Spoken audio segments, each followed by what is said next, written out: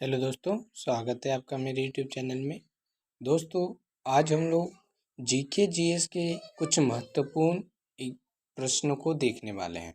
दोस्तों, आने वाले कॉम्पिटिटिव एग्जामों की तैयारी के लिए यदि आप जीके जीएस के बेस को मजबूत करना चाहते हैं तो आप हमारे चैनल से जुड़ जाइए। यहाँ आपको प्रतिदिन जीके जीएस से रिलेटेड सभी प्रकार के प्रश्नों का संग्रह मिल जाएगा।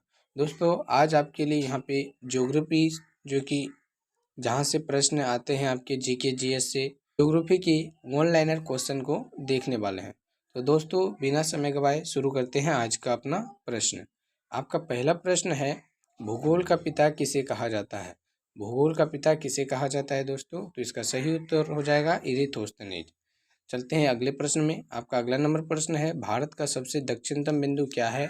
भारत का सबसे दक्षिणतम बिंदु दोस्तों इंदिरा पॉइंट है, जिसको पिग्मिलियना पॉइंट भी कहा जाता है। यह कहाँ स्थित है?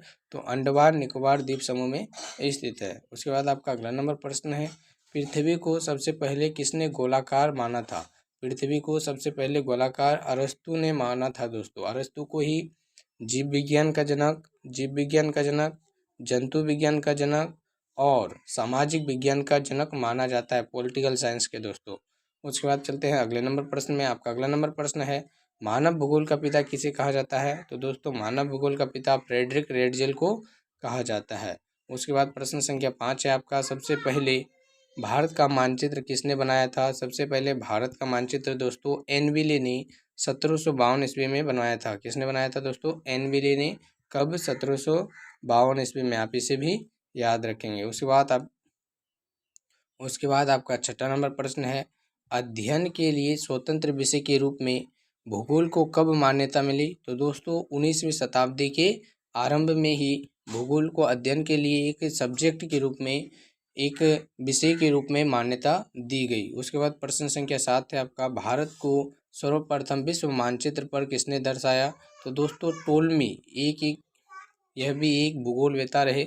टोल्मी दोस्तों भारत को सबसे पहले मानचित्र पर दिखाने वाले भूगोलवेता टोल्मी थे। उसके बाद प्रश्न संख्या 8 है आपका, पृथ्वी की परिधि का करीब सही मापन किसने किया था? पृथ्वी के करीब का सबसे पहले जो है सही मापन इरिथोस्थनीज ने किया था दोस्तों, इरिथोस्थनीज ने किया था। उसके बाद 9वां प्रश्न है आपका, कौन एंथ्रोपोजियोग्राफी ग्रंथ के रचयिता है दोस्तों? प्रश्न है आपका, एंथियोपोजियोग्राफी के रचयिता कौन है? तो फ्रेडरिक रेडजेल इसके सही उत्तर हो जाएंगे। एंथियोपोजियोग्राफी पुस्तक के रचयिता फ्रेडरिक रेडजेल है। उसके बाद आपका 10वां नंबर प्रश्न है, जियोग्राफिका शब्द का प्रयोग सबसे पहले किसने किया था?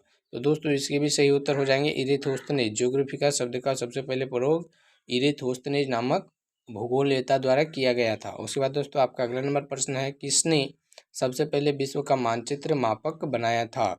तो दोस्तों इसका सही उत्तर हो जाएगा इनेक्सी मीटर, इसका सही उत्तर हो जाएगा। आप इसे भी याद रखेंगे। उसके बाद दोस्तों आपका अगला नंबर प्रश्न है, सबसे पहले किसने चंद्र ग्रहण का कारण चंद्रमा पर पृथ्वी की छाया का पड़ना बताया था? दोस्तों सबसे पहले किसने चंद्र ग्रहण का कारण चंद्रमा पर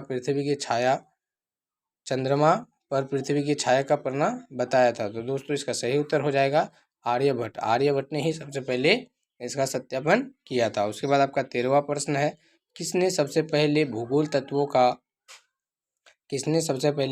तत्वों का पीरियोडिक यानी पृथ्वी का वर्णन पुस्तक के क्रमबद्ध के माध्यम से क्रमबद्ध किया था? तो दोस्तों इसका सही उत्तर हो जाएगा हिक्केटियस इसका सही उत्तर हो जाएगा। आप इसे भी ध्यान में रखेंगे। आपका जो है 14वां प्रश्न है, कोलकाता किस नदी के तट पर स्थित है? तो दोस्तों हुगली, कोलकाता जो है हुगली नदी के तट पर स्थित है।